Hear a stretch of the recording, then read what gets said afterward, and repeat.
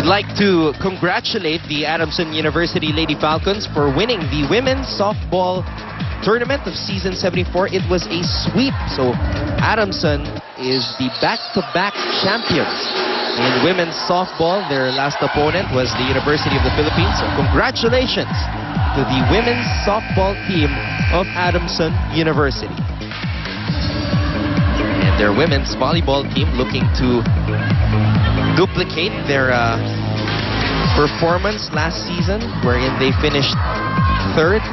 Of course, in order to do that, they're going to have to defeat UST, and then they're going to see where they will go from there. Many different scenarios could happen, as we mentioned a while ago. We still have to wait for the outcome of the Ateneo LaSalle game tomorrow. Missed time there.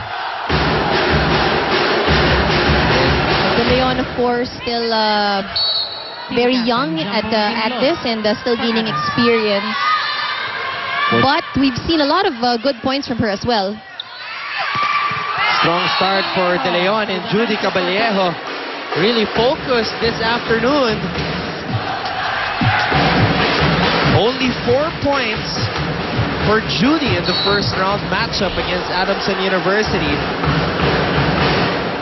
She's stepping up big so far here in the first set. Pisa pops it up. Cortel with the left hand. Banatikla against the double block in an offensive block for Adamson. Nevada liking that block, of course. And there's something that Adamson needs to bring in this game. Apart from their good floor defense, it's good blocking, because they're up against really strong attackers here from UST. So far, the Lady Falcons holding their own without Sheila Pineda, who was not started by Coach Pante because of that right ankle sprain suffered last Thursday in practice. Tied at 9. 9-all.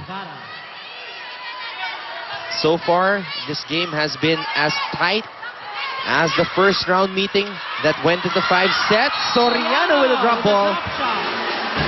That's her second already here in the first set. Second point from a well-placed drop ball.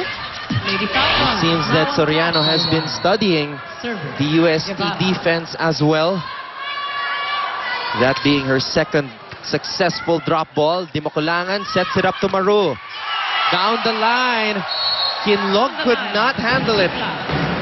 Kinlog was actually there, but if you're defending a ball from the down-the-line angle, your position is very important. As you can see, nakalabas yung right knee niya, which, would more or less bring the ball outside rather than bring it to the middle.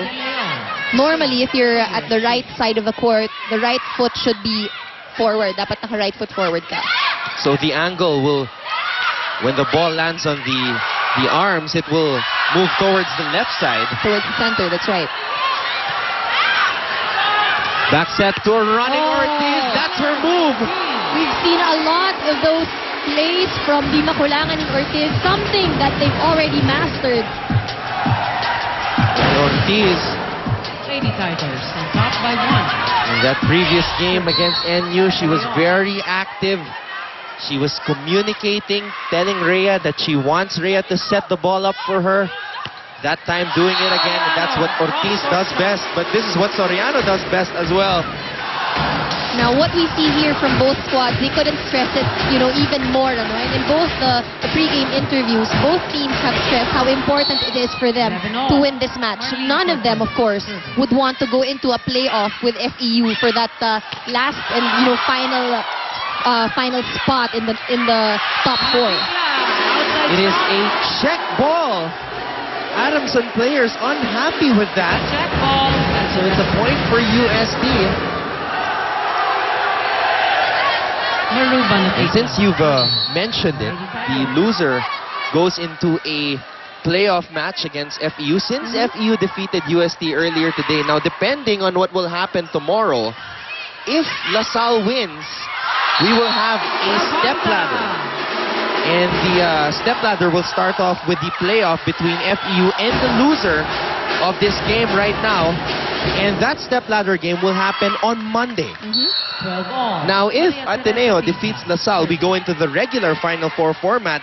But FEU and the loser of this game will have to determine who gets the fourth spot. And that playoff will happen on Wednesday.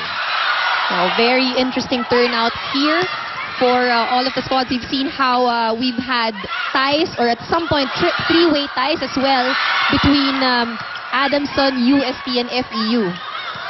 And we both feel the energy and the sense of urgency that these players are playing with right now. We haven't seen any big lead from either of the No. teams, which just goes to show how important each and every play they have. Mo, everything is just really pure. Intensity is there. It's purely very aggressive, especially when it comes to offense. And the crowd also energizing the players. Soriano. And that's a point for Lady Falcons. Soriano is at her best this afternoon. And of course, I'm pretty sure Soriano knows that she has to step up in the absence of two of the starters that they have, Makatuno and Pineda. Soriano knows that she is the best player of this team. But Ortiz. how can you even defend that kind of play? Nice quick set. Ortiz winding up. Of course, if you're Adamson, you can't be too lax when it comes to blocking. You have to, really focus on your attackers. Difficult set there by Matet Pisa. It's a back set here. Chance ball for Adamson University. Zapanta. Oh, and it's a point for Adamson. That violation called here on UST. Lucky break there for Zapanta.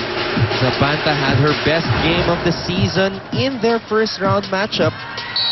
Elisa May Zapanta serving for Adamson. UST, remember, started this season at 0-2, losing to Ateneo in their first game in straight sets, and then losing to Adamson in their second game in a 5-setter, very close 5-setter.